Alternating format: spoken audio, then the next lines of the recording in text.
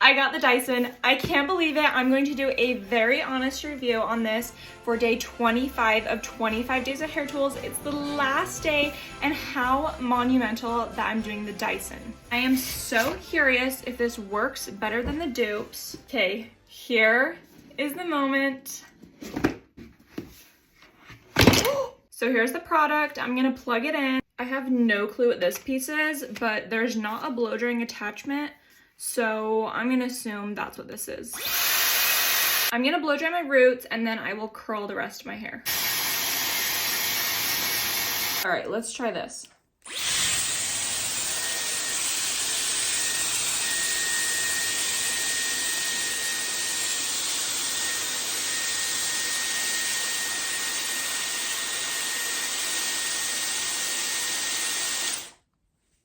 Okay, it's a very tight. I'm sure that will fall nicely when I'm finished with this all. I do love that the barrel is longer and it's skinnier than my dupe.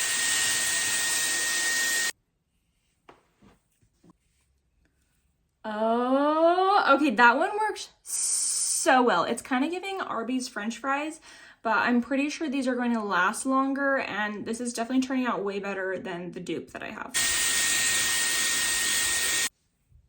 Some tips and tricks is that you don't want your hair to be soaking wet. You kind of just want it a little damp like this.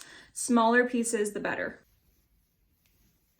Truthfully, I wanted to hate this product, but I do not. I love it. I think it's worth it. I love that the barrel is so long. It actually fits on my hair. The Shark is almost arriving to my house though, so I'm going to do a comparison video and see how it compares to the Dyson.